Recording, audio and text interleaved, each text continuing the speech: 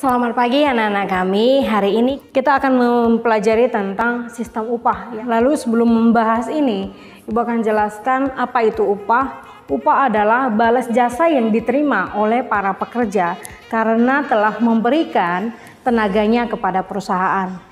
Jadi waktu di kelas 10 kan kita sudah belajar tentang faktor-faktor produksi di mana tenaga kerja itu balas jasanya adalah upah atau gaji. Lalu sebelum membahas ini, Ibu akan jelaskan faktor-faktor yang mempengaruhi sistem pembayaran upah. Jadi di sini pasti ada faktor-faktor yang dipikirkan sebelum para pemberi kerja dengan tenaga kerja itu sepakat dalam menentukan upah yang akan diterima oleh pekerjanya. Jadi adapun faktor-faktor yang mempengaruhinya, yang pertama itu permintaan dan penawaran tenaga kerja. Permintaan tenaga kerja itu adalah pemberi pekerjaan atau perusahaan. Sedangkan penawaran tenaga kerja itu adalah para pekerja. Jadi jika penawaran tenaga kerja itu lebih besar dibandingkan dengan permintaan tenaga kerja, maka sudah pasti upah yang akan diterima oleh tenaga kerja atau calon pekerja itu akan rendah. Kenapa? Karena lebih banyak yang mencari pekerjaan dibandingkan ketersediaan lapangan pekerjaan. Namun sebaliknya, jika permintaan tenaga kerja itu lebih besar dibandingkan penawaran tenaga kerja, maka sudah pasti upahnya akan lebih besar. Biasanya negara-negara yang memiliki tingkat upah yang tinggi itu adalah negara maju ya nak ya. Kita tahu bahwa negara maju itu jumlah penduduknya itu sedikit. Jadi mau tidak mau mereka pasti permintaan tenaga kerja itu tinggi. Kita buat contohnya. Kita tahu bahwa Jerman dan Inggris itu jumlah tenaga kerja atau jumlah angkatan kerja itu lebih sedikit dibandingkan dengan ketersediaan lapangan pekerjaan. Sehingga kalau kamu ke Jerman atau Inggris itu gajinya lumayan tinggi. Gaji tinggi ini ya sudah pasti diikuti dengan kualitas tenaga kerja yang tinggi juga, yang bagus juga gitu ya. Oke, lalu yang kedua itu kesepakatan pemberi kerja dan penerima kerja.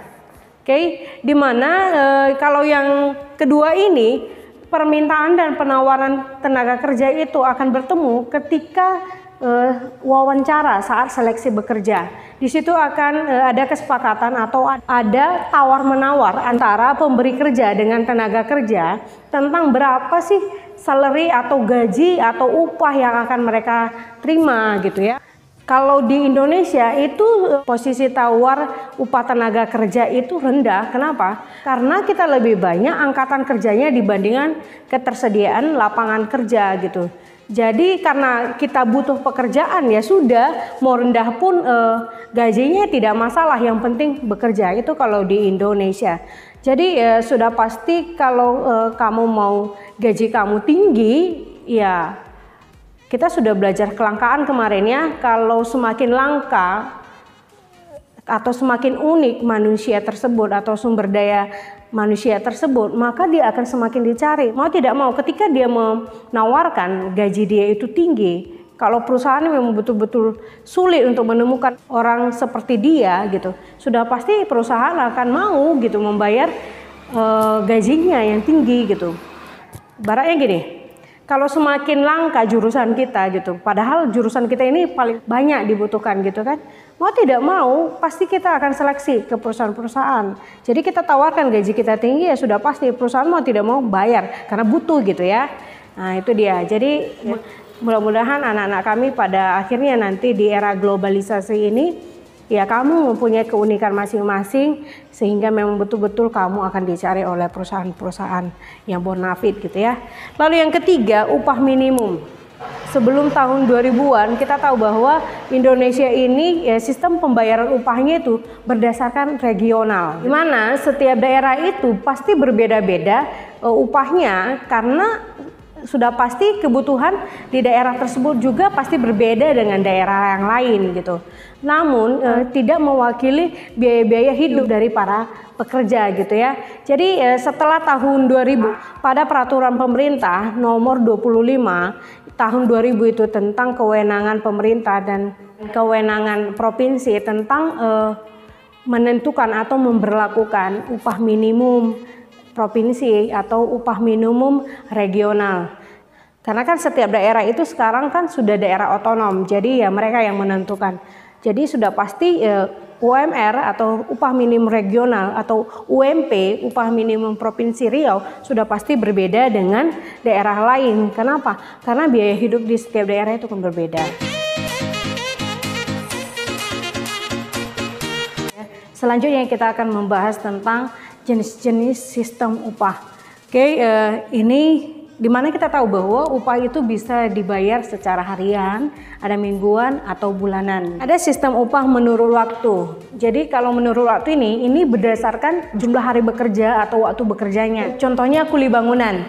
Biasanya dia kalau satu hari bekerja itu gajinya adalah 50.000. Jadi kalau dia bekerja selama 4 hari, berarti dia akan dapat 200.000. Jadi sesuai dengan waktu bekerja ya. 2 sistem upah menurut prestasi. Itu gini, pekerja itu akan dibayar atau dikasih upah itu berdasarkan jumlah barang yang dihasilkan oleh para pekerjanya.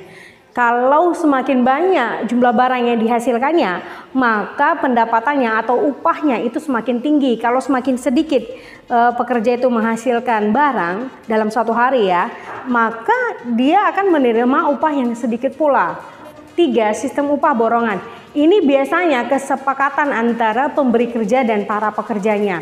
Misalnya, Richard ingin membangun rumah, lalu dia membuat sebuah kesepakatan dengan tukang yang membangun rumah. Itu kesepakatannya misalnya sampai itu rumah selesai dibangun, mulai dari awal sampai selesai rumahnya itu dibangun, dia sudah menyepakati atau borongannya itu 30 juta. 4. Sistem upah indeks biaya hidup. Itu biasanya didasarkan dengan besarnya jumlah biaya hidup gitu ya. Kalau biaya hidupnya itu semakin tinggi, maka upahnya juga akan semakin tinggi. Kalau biaya hidup di daerah itu rendah, ya maka upahnya juga akan rendah gitu. Kalau yang kelima itu sistem upah skala berubah. Sistem upah skala berubah itu didasarkan penjualan yang berubah-ubah. Jadi kalau penjualannya naik, maka upahnya akan naik. Kalau penjualannya itu turun, maka upahnya juga akan turun. Lalu sistem upah premi. Kalau sistem upah premi ini penggabungan antara sistem upah prestasi dengan pemberian premi tertentu. Misalnya, kita tahu tadi bahwa itu didasarkan pada jumlah barang yang dihasilkan. Misalnya kesepakatan para pemberi kerja dengan pekerja itu, satu hari misalnya dengan menghasilkan 50 sepatu, maka upahnya misalnya 300.000.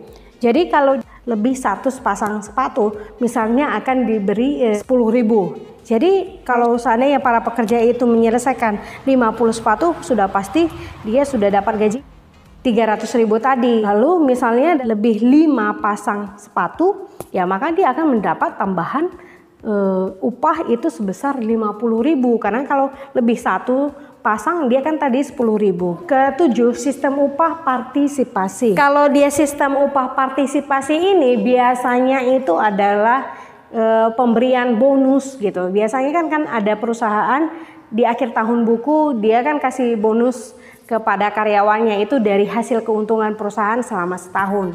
Jadi contohnya kalau di bank itu pada akhir tutup buku akhir tahun gitu ya, mereka ada bonus tahunan gitu.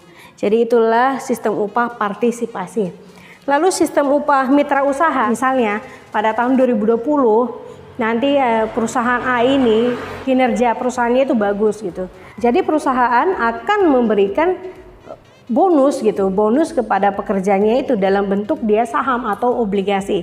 Sehingga pekerja tadi kan merasa oh ini juga bagian dari perusahaan saya karena sudah ada sahamnya di dalam gitu kan. Maka untuk seterusnya dia akan bekerja lebih baik lagi karena dia sudah menjadi salah satu pemilik dari perusahaan tersebut. Yang kesembilan itu sistem upah produksi. Kalau sistem upah produksi ini itu pemberian upah itu berdasarkan naik turunnya jumlah produksi secara keseluruhan. Jadi kalau pada tahun tersebut jumlah produksinya naik 5%, maka upahnya juga naik 5% gitu ya. Jadi inilah materi kita tentang sistem upah, dan semoga video kali ini ya bermanfaat bagi anak-anak kami yang belajar secara daring di rumah atau anak-anak Indonesia yang lain dimanapun mereka berada. Oke, semoga tetap jaga kesehatan, jaga pola makan, jaga pola tidur, tetap jaga kebersihan. Semoga corona cepat berlalu dari kita sehingga kita bisa kembali belajar dengan cara bertatap muka. Oke, rirang-rirang gumpari meruah-ruah, adi sirang kita gundari, gelas sirang menjuah-juah. Sampai jumpa.